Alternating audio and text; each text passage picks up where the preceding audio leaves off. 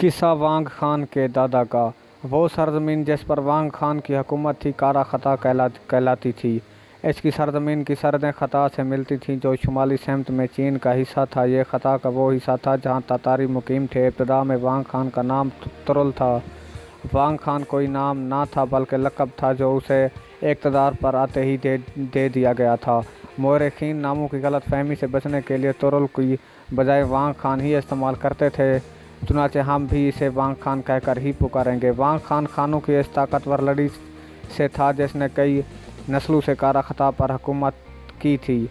یہ خان وحشی اور لا قانونیت سے بھرپور نسل تھی جو حکمرانی کے لیے ایک دوسرے سے برسر پیکار تھے اور ایک دوسرے کے جانوروں کے گلوں میں لوٹ مار کرتے تھے۔ اس زمن میں رشتہ داروں کے مابین کئی خونی جنگیں لڑی گئیں۔ ایسے ہی ایک واقعے میں وانگ خان کے دادا مرگز کو کسی دوسرے خان نے لڑائی کے دوران قیدی بنا لیا۔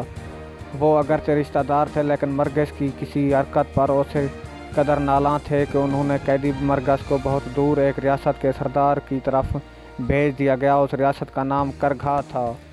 کرگھا کے سردار نے مرگز کو ایک بوری میں باندھ کر کے اس کا منہ سلوا دیا اور اسے لکڑی سے بنی گدھے کی شبیہ میں اس طرح رکھوا دیا کہ وہ بھوک اور دم گھٹنے سے ہلاک ہو جائے۔ جب مرگز کی بیوی کو اپنے خاوند کے ساتھ ہونے والے ظالمانہ سلوک کی اطلاع ملی تو سخت غصے میں آ گئی اور انتقام لینے کے در پہ ہو گئی۔ وہ رشتہ دار جس نے مرگز کو قیدی بنایا تھا اور کرگھا کے خان کی طرف بھیج دیا تھا کبھی مرگز کی بیوی کا عاشق رہا تھا۔ اس واقعے کے بعد مرگز کی بیوی نے اپنے اس سابقہ عاشق کی طرف پیغام بھیجا جس میں اپنے خاوند کے بہیمیانہ قتل پر غم و غصے کا اظہار کیا گیا تھا۔ اس پیغام میں اس نے صرف کرگھا کے خان کو اس قتل پر مورد الزام ٹھہرایا تھا۔ اس نے یہ کہا کہ وہ اس کے لیے ایک تڑپ سینے میں رکھتی ہے اور اگر وہ اس کے لیے ویسے ہی محبت بھرے جذبات رکھتا ہے جیسا وہ کبھی رکھتا تھا تو اس سے شادی کر کے اس کی بیوی بننے کو تیار ہے۔ اگر اسے منظور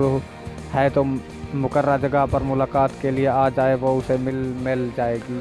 خوبصورت بیوہ نے جو جال بچھایا تھا وہ سردار جس کا نام ناور تھا اس میں پھنسا چلا گیا۔ اس نے فوراً اس پیغام الفت کو قبول کر لیا اور ملاقات کے لیے طے شدہ مقام کی طرف نکل پڑا۔ چند محافظ اس کے ساتھ تھے جن میں ناور کے دوست اور ذاتی ملازم شامل تھے۔ دوسری طرف جوان اور خوبرو بیوہ اپنے ساتھ کوئی بڑا محافظ دستہ نہ لے کر آئی تاکہ معاملہ شک و شبہ سے بالا تر رہے۔ اس کی اپنی سواری کے علاوہ اس کے ساتھ ایک ٹرین نما بگھی تھی جس پر قیمتی پرچہ جات اور تحائف لدے ہوئے تھے اور اس بگھی کو کتے کھینچ رہے تھے۔